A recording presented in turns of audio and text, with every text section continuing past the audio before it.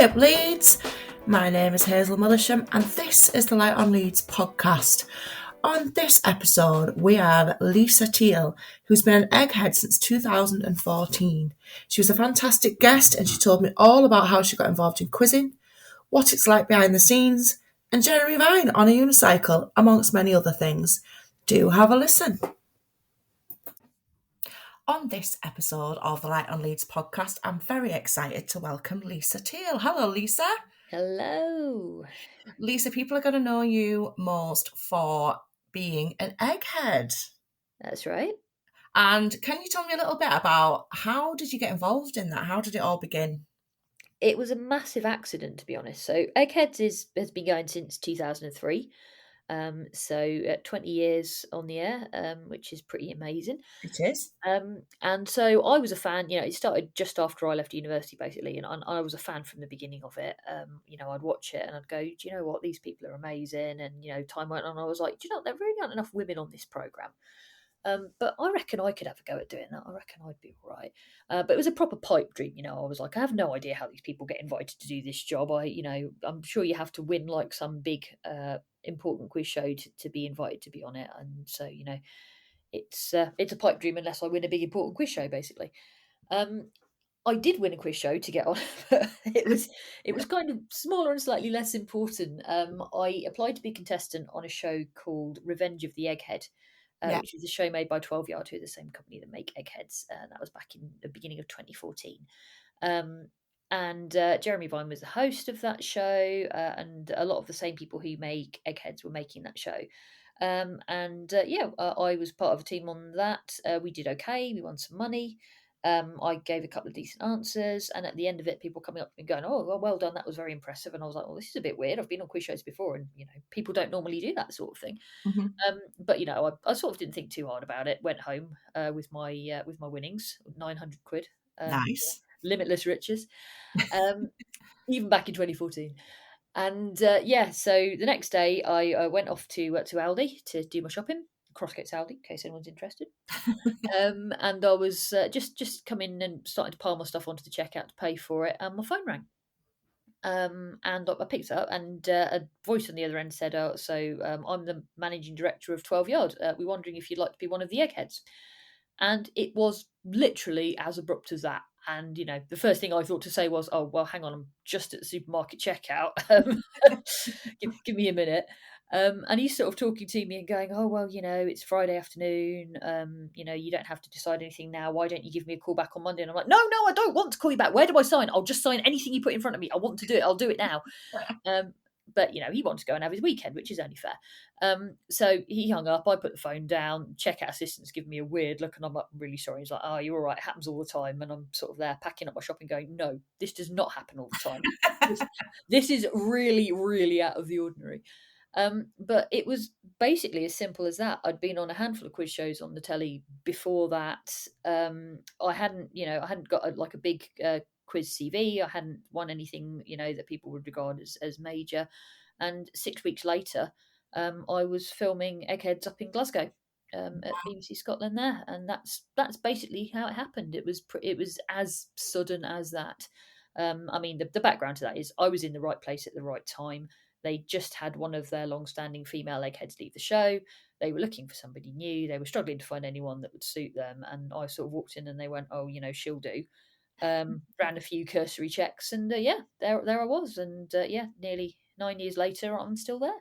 Wow, I bet you were pinching yourself, weren't you, especially on the first day? It was properly strange when I met all the Eggheads first. So we went out to dinner, the first block that I did, and I went down in the lift to meet them all, and I was just like, oh god.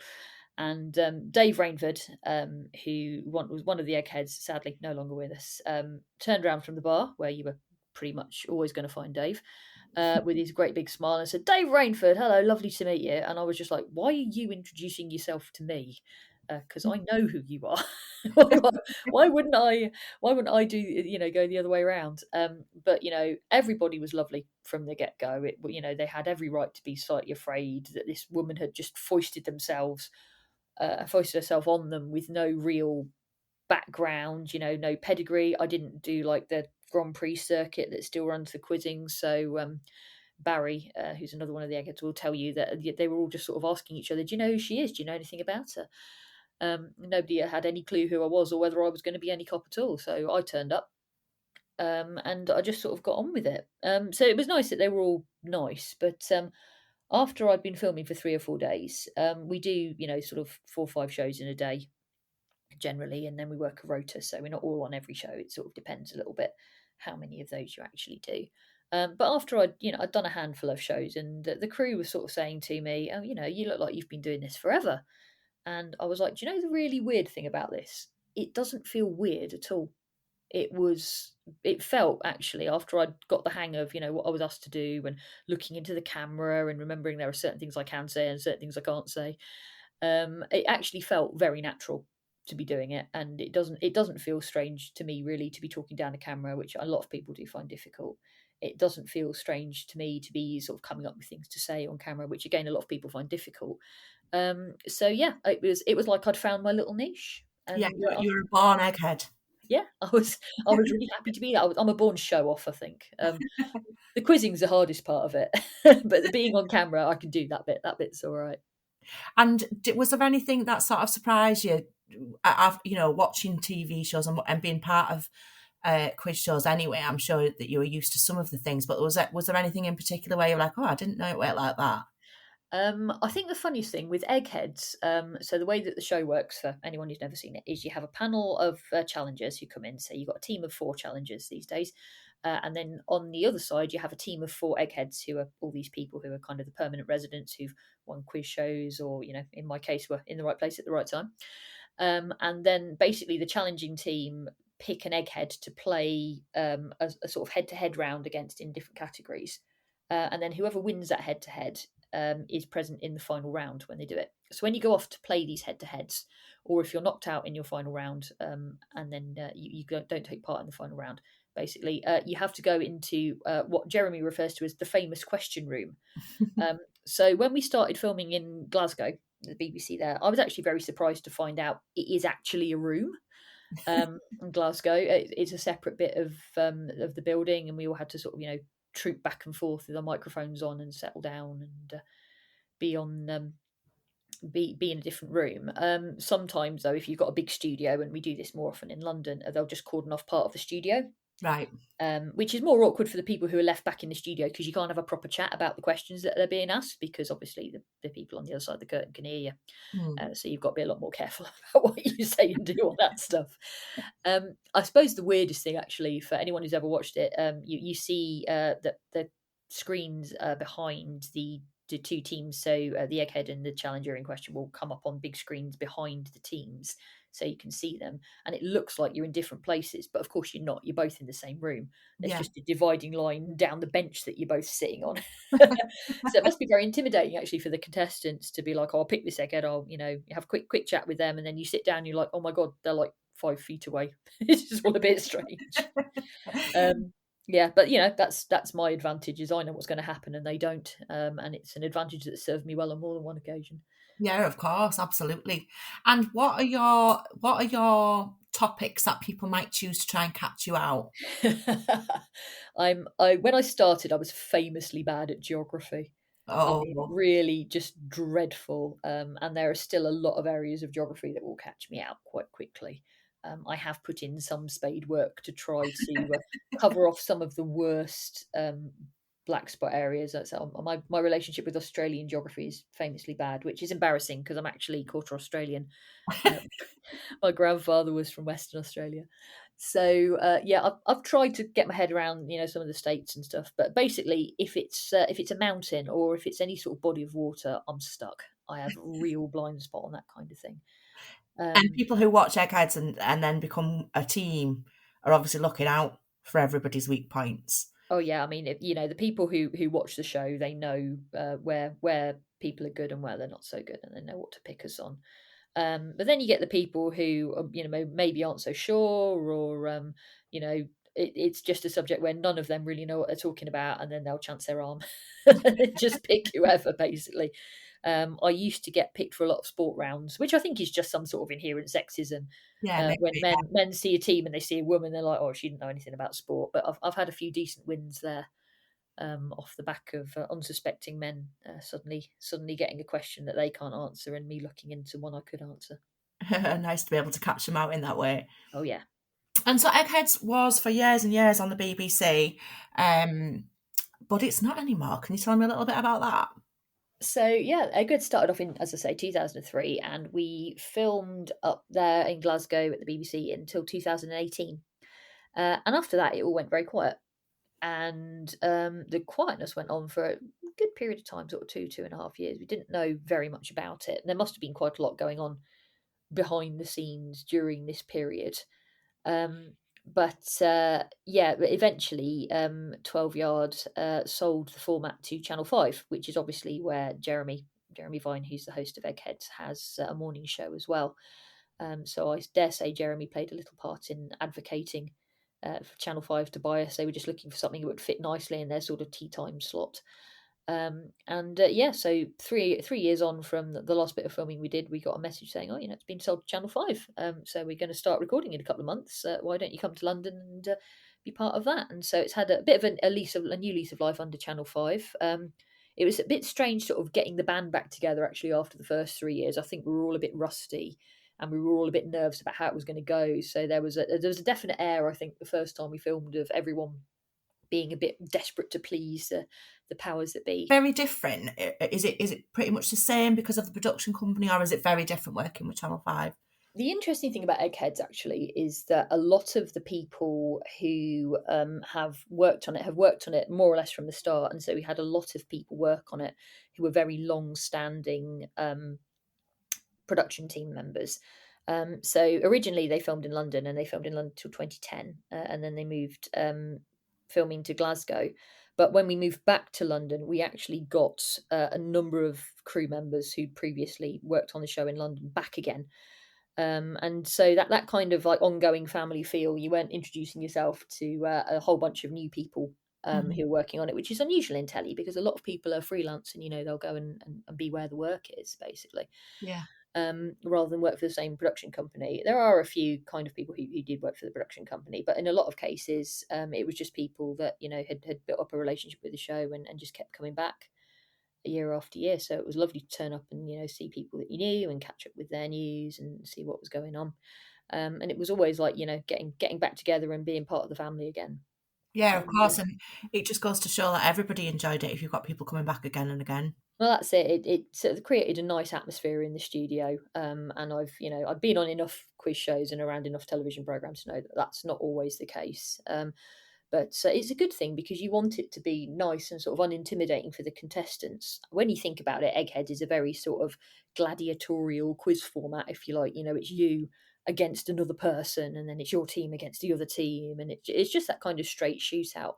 So it can be a very intimidating environment for the contestants to walk into, and we just want them really when they come to have a nice time and be enjoying that half an hour of telly that they're going to get, where everyone's focusing on them and what they do and who they know, and how they interact with each other and what they get right and wrong.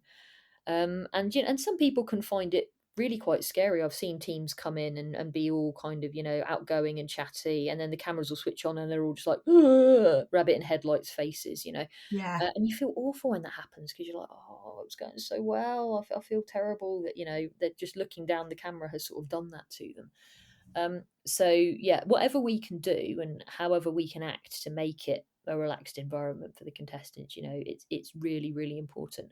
I think the most extreme example of that is Jeremy riding his penny farthing around the studio to make someone relax. That was pretty cool. And what is Jeremy like in general? He does really come across as like the nicest guy. He's a genuinely nice human being, Jeremy. I love Jeremy because he gets these wonderful enthusiasms. It's a bit like sharing the studio with a very tall 8-year-old. He gets very excited about things, and then he wants to learn all about them, and then he wants to tell you all about them. But that's what makes him a good presenter, the ability to get interested in things and transfer that interest to whoever's listening to him. Yeah. And I mean, he is a proper professional as well. I've asked him to do like a few bits of recording for charity quizzes I've done and stuff.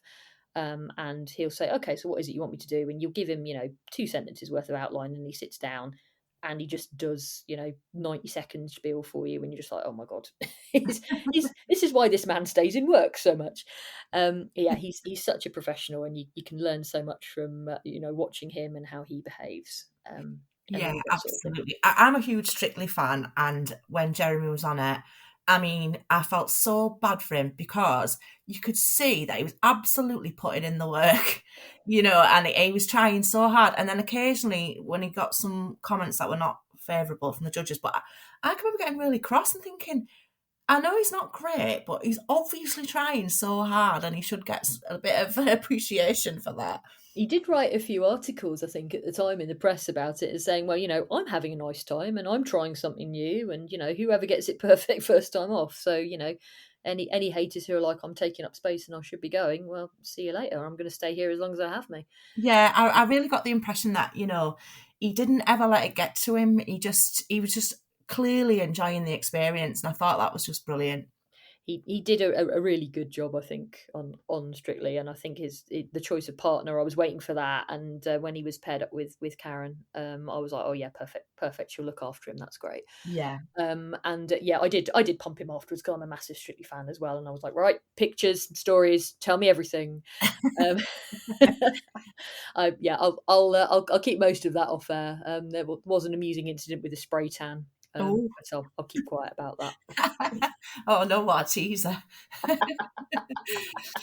Lisa, have you always been the kind of person who just sort of soaks up general knowledge? Oh, I am that irritating kid who came up with a book and went, did you know? I'm that irritating kid who had their hand up in class going, I know. Yeah, I've always been the kind of person who reads stuff and then, it stays in my brain and it doesn't go anywhere. So yeah, basically general knowledge is just an outlet for that sort of irritating build-up of information, I think. So I've been doing, since I found out quizzes were a thing, really, I've loved to do quizzes. And I found that out I must have been in about, what the equivalent now is probably about year 5 or 6 of school. And I was put in the school quiz team, and all the others were like year 8s, Oh wow. way ahead of me. But that's how much I love to do it, and that's how much I love to just sort of show off what I knew. As I say, born show off. I absolutely love general knowledge. I've been on a few quiz shows myself. I get what you mean about, people getting a little bit flustered under the lights and things, but that never bothers me at all because it kind of feels like you're not on a TV program at the time because everything's just, you're looking at everything going on and stuff. And I just always just concentrate. I'm always like, I need the money. So to me, it's more important to just like concentrate on the questions. And one thing that really struck me was, because I read a lot and, you could ask me in 2 months' time, what was that book about? And I might not remember everything about the book, but I remember sort of the general feeling.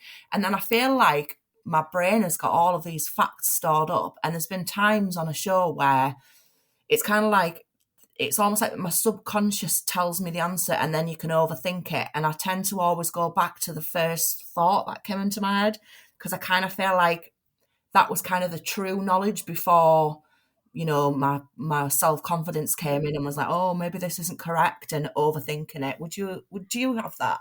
Absolutely. You want to listen to this, anyone who's thinking of being on a quiz show, because actually Hazel is giving you the primer here. Treat it like an experience. Treat it like you're just in the studio doing your own thing. Concentrate on the questions, because often the questions have like a little bit in that will tell you what you should be thinking about, especially on something like Eggheads where we have quite long questions. Yeah, if you've got a first thought, say your first thought, because otherwise you will kick yourself for having overthought it. Yeah. Yeah, the other one is always have a guess. Don't ever pass if you can avoid it, unless you really can't come up with anything sensible to say. Yeah. But as a rule, sometimes you can say like the one thing that you know about anything, and it will be the right answer. So that's pretty much where you've got to tackle it. Oh, good. I'm glad I'm writing that. I've thought that a few times. My worst thing is, it's absolutely fine being on the TV programme because, you're being filmed, but you can't see yourself, so you don't have to take that into account. The worst thing for me is when it comes out on TV and then people are getting in touch with you. And I've been on a few quiz shows and you can guarantee the ones that I didn't win any money on are the ones that people see and get in touch with me about. The one where I did win quite a lot of money, that never gets repeated. Nobody ever sees it. And I'm just like, oh my God, it's like, I find that really embarrassing. I imagine that you've got used to seeing yourself on TV, and I imagine that you probably don't sit there and watch yourself anyway. I try to avoid it where I can. I like to remind myself occasionally because sometimes people will comment on Twitter and then I'm like, I've no idea what this person is talking about. I better go and have a quick look and refresh my memory. And sometimes, there's an episode that you're excited about that's coming up. If you know that there's been like a good win for the team, or it's taken a long time to film or whatever, and then you do want to watch those episodes. But yeah, mostly I prefer to avoid watching myself because that's not fun. No, it's Um, not at all. And it's not necessary. But I think it must be way worse for you because, like you just mentioned, somebody saying something to you on Twitter. Is that a really hard part of the job, Lisa? Because I struggle with social media as it is, and I'm not in any way famous or on TV or, having things where people can have opinions about me. Is that a real struggle? I think when I was first sort of announced, my only sort of brush with social media previously, I was on the Chase back in 2012, and I think that was the first time I'd had experience of that kind of live reaction Hmm. to what you were doing. So when it was showing, my husband was reading the tweets on the hashtag and telling me the things that people were saying. Oh, I'd never get tired of slapping Lisa. Oh, And he goes, oh, memorable quote, isn't it? And I was just like, what is wrong with these people? How is that a productive use of your time to just be like, oh well, I've never met this person, I'm just going to put an insult about them out there on social media. So once I got on Eggheads, it got a bit more pointed. I've had comments about the way I look. I've had comments about how much I weigh. I've had comments about how I sound. I've had comments about how I come across on screen. It's always, oh, you're arrogant, you're smug, you think you know everything, and I don't think that at all. And a part of self confidence is sometimes interpreted differently, and again, it's not generally always real self-confidence. You have to project a bit of of an course. air that you know what you're doing, because that's part of the role that I'm Yeah. playing on the screen. And okay, it's not a drama or anything else, it's not a scripted piece of telly, but nonetheless it is a persona, it is a role that Hmm. you're trying to fulfill as part of this job. And it's very difficult to do that in a way that comes across as vaguely authentic to some people. It's harder than people think, and I think that's probably those kinds of comments don't bother me anymore, because actually I just always come back to the weirdness of it. I'm like, why do these people think it's a good use of their time to sit there and send me nasty comments about the way I Yeah. look? And the funniest ones actually aren't even the outright nasty comments, because I usually just laugh at those. It's the ones who are like, oh well, I recently swapped from contact lenses on screen to wearing glasses on screen, and my glasses are fairly extrovert, like the rest of me. And people are saying, oh well, I do think you look better before, or I think you look better with different glasses, and I'm just like, well, again, totally my choice. Why would you bother to tell me that? Because it's Yeah. I'm not you. I don't value your opinion. I don't know who you are. Yeah. No, If well, to be fair, I love my mum. I value my mum's opinion. If my mum says that to me, I'm still going to go, Mum, I like my glasses. Leave me alone. yeah. So it's kind of a tricky situation to navigate. So those people I almost feel worse about, because I can't reply to them. Whereas with the out and out insults, I will tend to put in a funny reply or a cross reply, depending on how I'm feeling at the time. I don't subscribe to the school of, oh, just ignore them and they'll go away, Yeah. because I don't think that allowing that kind of behaviour to go unchecked is a fair thing to do. I don't think that when I see it done to other people on other quiz shows, I don't think it's a fair thing to do. And I really wish there were ways of stamping that sort of behaviour out. So where I see it, I will challenge it. Yeah, it's faded off as I've got older, and everyone's got used to me, to be honest. So I don't get nearly so much of it anymore. When I started, there was quite a lot. And I think there was a certain amount of jealousy that I'd landed this job from nowhere as well, Of among course. people who, are, to be fair, there are a lot of people out there who are better quizzes than me. But it's how you come across on telly and who you are, and the kind of persona that you play, and all of those things have a role to play in it as well. So again, I don't let those people get to me anymore, because I'm doing the job and they're not, at the end of the day, Exactly that. until Exactly. somebody kicks me out of it. Yeah, exactly. Like me and my niece applied for a quiz show. We got shortlisted, but we didn't get through in the end. But she'd never done anything like it before, and I was sort of saying to her, you have to sort of have the attitude that it's an experience, like you said. And, if you watch a lot of TV, it's fascinating to be in a studio, especially a show that you've watched so many times, to be able to see how it's all put together. When they put little gaps and like, oh, if they're going to get the answer right, and how it's completely different when you're doing it in real time. I loved all of that. And I was kind of saying to her as well, you have to, like, even if we go on it and we don't win anything, and you get people being funny about it and sort of taking the mick, you have to think, well, yeah, but you didn't go on it. You've not taken the chance. You know what I mean? You've not put yourself out there. And also to think that you went there with nothing, so if you come home with nothing, it's fine. It is almost universally true that anyone who has put themselves out there to do it would never ever stoop to insulting anyone who does it on social media. No, absolutely Because it's not. just, they know how that the pressure of that situation can affect you. And it's happened to all of us where we've said something daft in the heat of the moment, for whatever reason. Yeah. I've seen it happen to literally every egghead for whatever reason. Hmm.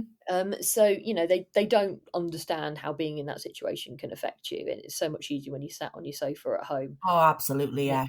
And it's easier to make a nasty comment about somebody. But yeah, seeing all the mechanics of how it works. I think the funniest thing is always when Jeremy's talking into his earpiece to the gallery, Hmm. which is something it took me a long time to get used to, because it looks like he's just, having a conversation with himself, basically. When you see like someone walking down the street and they've got their earbuds in and they're having a conversation on their phone. Yeah. It's pretty much the same. But you always see people like turn to him and are like, "Are you talking to me?" And it's like, no, he's just talking to the randos up in the gallery. Don't worry about him. It took me a long time to get used to that bizarre one-sided conversation. Yeah, I can imagine that. And Lisa, I just wanted to ask you, so how long have you lived in Leeds? I've lived in Leeds since 2009. There you Wow. go. Most of the time I've lived in Yorkshire. I've lived in Yorkshire nearly 20 years now. Wow. So that means that you are an honorary Leeds citizen, obviously. And it means that you are completely qualified to answer the three questions that I ask every guest. So the first one is, what would you say is great about the city of Leeds? I love Leeds because it. What are the things I love the most about Leeds? It is not too large. I think that's a very important thing. You can get intimidated by somewhere like London or even Manchester when you're like, oh my God, everything is just so spread out here. But Mhm. actually, Leeds is big enough to feel like there's loads going on, but compact enough that you feel like you can get around it all pretty much. Even one side of the city to the other is not that difficult. So geographically, it's great. And actually, we have everything that Manchester has. We just have it over a smaller area and you can get to it more easily. The other thing that I've really come to appreciate about Leeds is that sense of sort of independence, which is brilliant. So there are people. So it's kind of a thing. I read a large article about it in a magazine recently. That like the foodie community is just one example of Leeds. The foodies will come to Leeds and start doing their own thing there because it's a good place to set up, and try something different, and Yeah. people will respond to it. And it's the same reason that there are a lot of like tech startups in Leeds. I've worked for a couple of those. And it's the similar sort of thing is there's a very sort of have a go spirit. So you see that with the 2023 culture stuff that Leeds have done. It was like, okay, well, nobody's going to officially sponsor us to do this. Fine, we're going to do it anyway, and we're going to have a lovely time. And the stuff that's coming out of Leeds as a result of that is just amazing. Yeah, it really is. I completely agree. And if you had to choose something about the city that you would consider to be not so great, what would you choose? Okay, I know I said it was navigable, and I am absolutely, I would bet my house on the fact I am not the first person who has said this. But where is our metro system? Yeah. where is our local transport? Why is it's so difficult to get to, Rawdon or Pudsey from Crossgates? Hmm. There are, okay, yes, there are trains, but it's not like there's a direct train from Rawdon to Crossgate. Yes, there are buses, but it takes a really long time. it would be an awful lot more convenient to have some sort of local transit system like trams or something else that we could rely on. I can see how it would be a difficult thing to pull off, given that Leeds is relatively compact. Maybe we've just reached that sort of tipping point where it's it's too small maybe to be able to fit in the infrastructure, but it's too big to be able to get around easily without it. Yeah. But like when you go to somewhere like Headingley, and you're like, I can't get a bus there, and I can't park, and getting to the park and ride means I've got to drive to the side of the city. Um, or you've basically just got to go and take your chances and try and find somewhere to park on the street. I would go to Headingley a lot more if doing something like that wasn't such a pain. And Chapel Allerton's another one that's similar to that.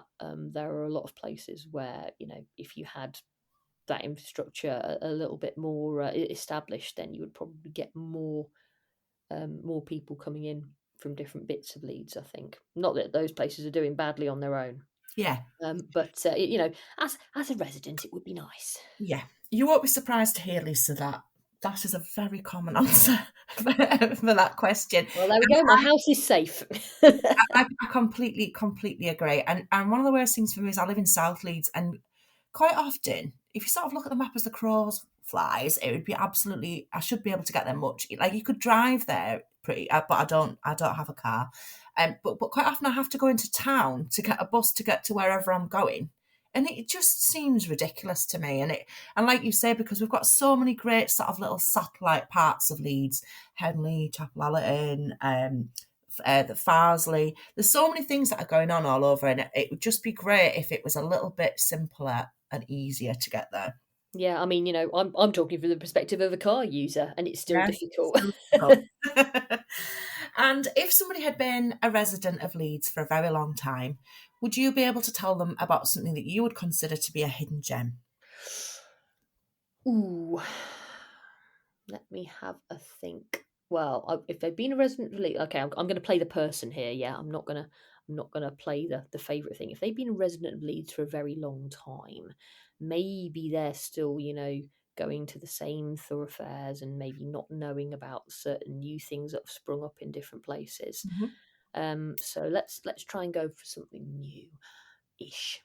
I'm going to go for. I used to work on Wellington Street. Yeah. Well, just off Wellington Street. So getting down into Air Street and the sort of back bits around the station, down by the water there. Yeah. And all of that has obviously had a bit of a renaissance recently. They built a lot of new office buildings there, and everyone knows about the bit out by the back of the station and the sort of quays part and all of that.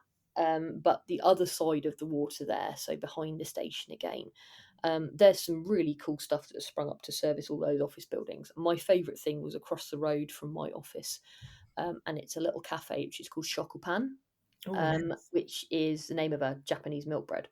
And they make these amazing sandwiches on the aforementioned Japanese milk bread, which are meat or they have vegetarian options as well, and stuff with like pickles and stuff. And the sandwiches are like the size of your head. And they have breakfast and lunch options, and they do these amazing brownies as well with like mochi flour. So they're all like instead of being like a cakey type brownie, they're almost like squishy and bouncy. Honestly, they're fabulous. You have to go and actually try one. I tried to replicate them, and mine ended up like wallpaper paste. I was really depressed, so I have to go back and actually buy one from there. But yeah, they're really quite tiny, and if you don't know that they're there, they're quite difficult to see. Just in the corner of one of the older stone buildings on Air Street, and you just come round the corner and they're just there, tucked away neatly behind all this kind of chrome and glass new builds that are lining that bit of like Whitehall Road and going down there. Yeah, I thoroughly recommend going if you're anywhere near sort of Leeds Station and those kind of environs. Yeah, Shokupan, it's an amazing little cafe. Oh, that sounds perfect and right up my street as well. And where can people currently see Eggheads? Eggheads at the moment is on Channel 5. Our regular slot is 6:30. They sometimes put us on at 6 o'clock as well. And to be fair, you can get repeats on BBC Two as well. So if you're really unlucky, you can get a full hour and a half of me in one day. I think it would be very lucky. It would be lucky to have that. And what will you be doing with the rest of your day today, Lisa? I will have to go back to work. Today is a school strike day. Absolute solidarity with the teachers. They all deserve more money. Anyone who's ever tried to teach my son, who is currently at home, deserves at least twice the salary they're getting. So I will be simultaneously doing my work, keeping an eye on him, and thinking about where to go for lunch, I should think, as well. Food is very important to me. You may have got that. And you've got a lot of choices. Absolutely. Thank you so much, Lisa. And I just can't wait to see the new series. I'm really looking forward to it. Thanks ever so much. I'm sure you'll agree, Lisa Thiel was a brilliant guest. The featured track on this episode is Blowing Kisses, which is by the outstanding and up-and-coming Leeds band Lucky Iris. As usual, there are lots of useful links in the podcast notes, so you can go along and buy the track if you so wish. And don't forget that you can get in touch with me if you're doing something great in Leeds or elsewhere, and if you'd like your track to be featured on an episode. Enjoy the rest of August, Leeds. Bye-bye.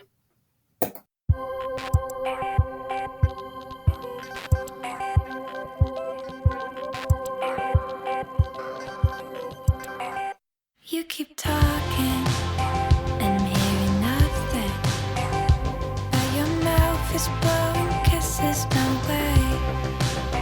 For once I'm silent, no, it doesn't happen too much.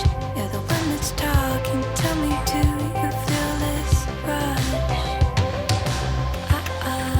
I think I'm losing control. I think that you should take me home. Blowing kisses my way, blowing kisses.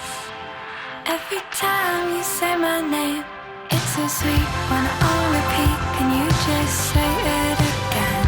Blowing kisses every time you say my name, blowing kisses my way. Our eyes are locked in. Is this your thing or are you different with me? No to 100 when you said I'm under. Take a guess how much longer till I spin out the corner. I think I'm losing control. I think that you should take me home. Blowing kisses my way, blowing kisses. Every time you say my name, it's so sweet. Wanna on repeat, can you just say it again? Blowing kisses every time you say my name, blowing kisses my way. Is this safe or am I clueless? If I trust you, am I stupid? Is this safe or am I clueless? If I trust you, am I blowing kisses my way, blowing kisses. Every time you say my name, it's so sweet. Wanna on repeat, can you just say it again? Blowing kisses every time you say my name, blowing kisses my way.